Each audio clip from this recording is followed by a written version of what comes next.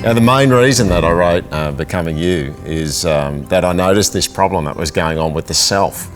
And it wasn't just a problem out there in general kind of culture, it was a problem in people in the church, it was a problem in me as well. And it was the reality that our self gets unstable, it gets noisy under the weight of sin, shame, suffering, fear.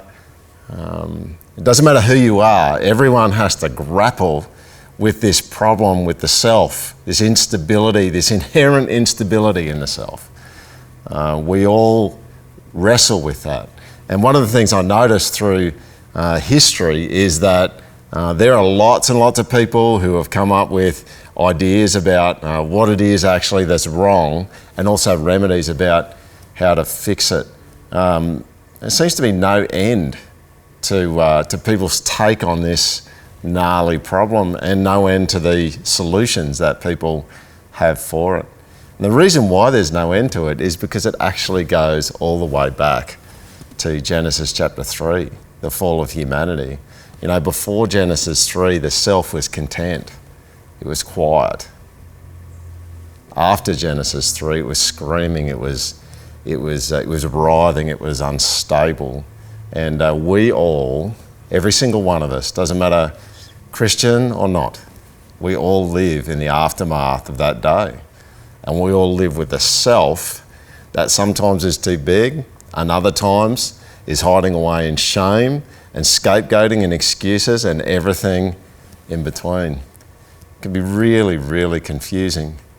You know, everyone agrees that there's a problem, but as I mentioned before, people don't always agree on what the remedy is. And unfortunately, I think the church has absorbed the remedies that have been promoted in popular culture. And they've absorbed a lot of them without actually critically thinking about them. And so what we've got, not just in regular culture, but also in church culture, is a great deal of confusion about how to manage and handle the self.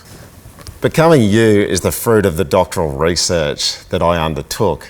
And the doctoral research really focused on the fact that the stabilisation of the self, the quieting of the self, the helping the self to be content doesn't actually come from curving in on oneself in unhealthy self-focus, unhealthy self-love, but it actually comes from curving away from oneself.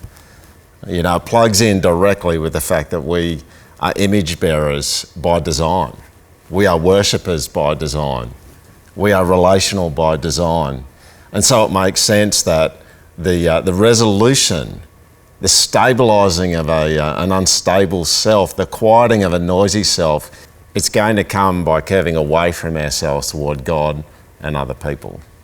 So I invite you to grab a copy of the book and engage with the content in Becoming You and explore how God has designed for yourself to be content and quiet. Explore how God would have you to handle and manage a noisy, unstable self in line with the way that you've been made.